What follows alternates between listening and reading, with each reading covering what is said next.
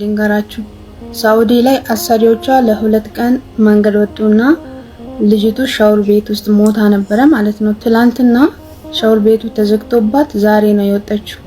አልሞተችም፣ ተርፋለች። ግን ስለ ጉዳዩ ልንገራችሁ እኔ በጣም አስገርሞኛል ማለት ነው። እና አሰሪዎቿ ለሁለት ቀን ቫኬሽን ሲወጡ ትርቱ ፈገኑ ጋፋ አሰሮን ከሰመና ባኒ በሪ ይሮፊት ጭፍተኒ ሽንት ቤት ሲንተን ሻወር ይልተን ቼክ ይወረዳ አሸማር ከፎን ወርዱት ካበጀንቶት ሳማን ትምት ቢያስካሪት ጀልት ያቀርታል ጅሮጅርቱ ከጀርተን ተነጋና ዴስኒ ባባ የሰቻ ይጋራሙ ኡፕሎታ ኮፍ ዋቱ ኩስኒፍ ኮዱን ነው ፈየቹላ እንስማን ዳኩ ማለገሰኒ ምጨቲን ታካቱ ቱሬ ሳውዲ ትየቹ አሰሪን ሺ biye Dubai kana dhufu guyyaa lamaaf sadii fi jechuudha. Yeroo kanaaf isheen immoo hojii ishee xumurtee hojjettee xumurtee shaaworii galti. Yeroo shaaworii galtu kana uffata ishee kilaasii ishee godhattee fooxaa ishee uffattee gaafa shaaworii galtu kana shaaworii galtee dhiqattee maal jettee gaafa baatu እንጨዮሱን በሪን ይጭጩፋል በሪን በነሙ ፊዲጂ የሮ በሪን በነሙ ፊዲዱ ከና ዋንጎት አብዲ ከኑ ከናፍ ስርት ኦፊ ከኑ ጉዳስ እንጀደ ወቂ ጨብሰን እንጅሩ ዋንቲን ጨብስቶ እንጅርቱ እንጨዮሱን ዶቴ ካንሞ አላጠራቁ እንጅራ ማል አሰር ካና አላጠራቁቱ እንጅራ beektanii bilbila achitti gattee mucayyoon guyyaa lama shinti beeti guyyaa tokko bultee guyyaa lammaffaatti anuma doote takka katkatii dhagee inni poolisii waamee akkasitti xiqqoo sagaleen yookiin immoo achi iyyaa bultee achi iyyaa ooltee guyyaa sana akka tasaa ninjira namtichi ala xaragu jechuudha. Inni diraayivarii jechuudha. Isatu dhagee poolisii waamee akkasitti baatee kan lubbuu ishee darbuuf ninjedha. Kanaafiyyuu ijoolleen keessattuu ijoolleen haaraan kun barreen isaanii isinii banamuu dhiisuu danda'a. Yeroo tokko yeroo zaagee kana cheekii godhatan malee iseennas ninjedha.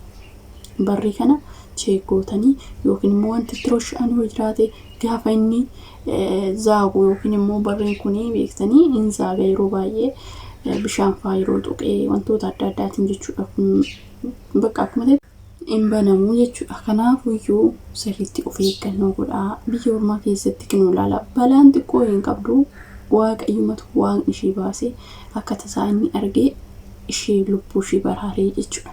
Kanaaf mucayyoon tun osoo inni jiraachuu baatee induuti dhugaa dubbachuuf shinti beetii keessatti. Kanaaf waan ishee oolchee jira rabbi ishee oolchee. Kanaaf ijoolleen keenya waan akkanaa kana cheekii godhaa yeroo bakkuma barbaadanii yumaan taane amma fakkeenyaaf injira yeroo tokko akka tasaa ta'ee nama mudata waan akkanaa kun yeroo baay'ee keessattuu ijoollee xixiqqoo giseesan barreessan cheekii godhatan malee akka shaaworiin seenni isin jedha na beektanii odoo jarattiin ishii fagoo jira odoo namtichi sun jiraachuu baatee dhagahuu baatee shinti beetii keessa yaa'u fooqirra sanuu akka carraati kan dhabee. Kanaafuu buloota koo waan akkanaa kana sirriitti of eeggannoo godhaa.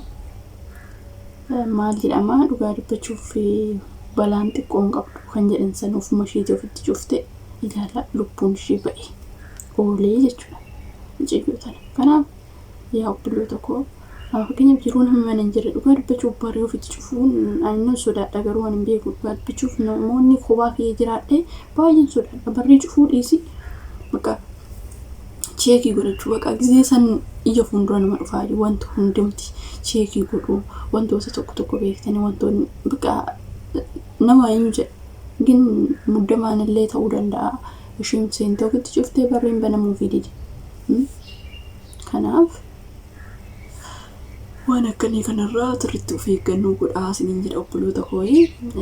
Mucayyoon immoo lubbuudhaan baateetii jirti. Kanaafuyyuu osoo beektanii wanti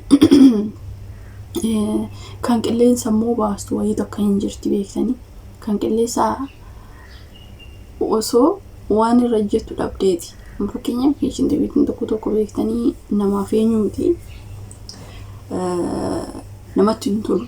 Itti shaaworii galanii achi keessaa bakki tanaaf faashii wayii anjir hin qabnes hin jira. Amma fakkeenyaaf mana tokko keessan hawaa kan karaa baddaa taran ol baasu bichaatu jira. Ishee xiqqoon saniin oloo jiraate namatti iyyuu alatti gadi hin iyyitii jechuudha. Mincittiin tolu. Sanii gadee. Kanaaf dhugaa dubbachuuf waan akkanaa kun baay'ee musiibaa. Sirriitti of eeggannoo godhaa adaraa keessan. Kuni dhaamsa kiyya isiniin jedha. Dhaamsa obbolummaatii. Egaa mucayyoon tunis. Kanaaf baay'ee waan iyyiteef yookiin immoo baay'inaan sagalee ol fudhattee achi keessaa iyyitee boossee waan ta'e taateef xiqqoo danzasti malee nagaumaan baatee jedhanii jettee obboleettiin ollaash kan jirtu mucattiin kana dabarsitee jechuudha. Kanaaf waan akkanaa kanaan dhuguma baay'ee tokko beektanii nama sodaachisaa.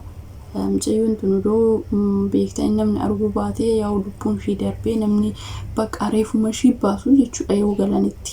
Kanaaf yeroo tokko araboonni tokko dhugaa dubbachuuf nama amantee nama dhiistu kophaatti beekanii tokko kan warra dhimma hin qabne bakka beektee nama yaannetu ijoollee mana keessatti mana qullaatti gatee ba'a malee hin ba'an. Yookaan keessattuu kaameraan hin jirre mana keessatti dhiisanii hin ba'anii jechuudha. Amma mucattiin takka maal jetti seetanii aaraadha biyya Itoophiyaa dhufte addisiidha gataniitu biyya biraa deeman isaan. Ji'a lama immoo meeqa gootanii jiru jettee wanti nyaadhu mana keessa hin jiru. Argitanii namoonni akkasii kun nama sammuun isaanii hin yaanne nama saraataniif hin yaanne jechuudha. Osoo nyaanni jiraatee ookee haatee jechuun ciyyoo mana keessa. Gin nyaanni tokko hin jiru koottatu mana kana na baasaa jettee xiqqoodha sanuu beektanii ijoollee haarawaa biyyarraa dhufan. Waa tokko hin beektu namcatti waan bakka waan nyaadhu dhabee waan dhuguu dhabee jettee bu'aa turte jechuudha. Kanaaf namoota akkasii beektanii baay'ee tokko sirrii miti araboonni tuni isaan jammar namoonni tokko sammuun isaanii hin hojjetu. Kanaaf namoota akkasii sirriitti of eeggannoo godhaa. Namoota bakka isiniif hin qabne kana baduma nama naasiniin jechuu barbaaditanii nama qabaachuu qabdu. Nama itti iyyattan illee nama dhugaa dubbachuuf yeroo isaan mana hin jirre silkii keessa fudhattanii shintibeetii seenuu. Shintibeetii yoo seentan immoo silkii keessan maaliif osoo rakkinni tokko amma fakkeenyaaf namni mana keessa hin jiru taanaan silkii kee fudhadhu shintibeetii si galee.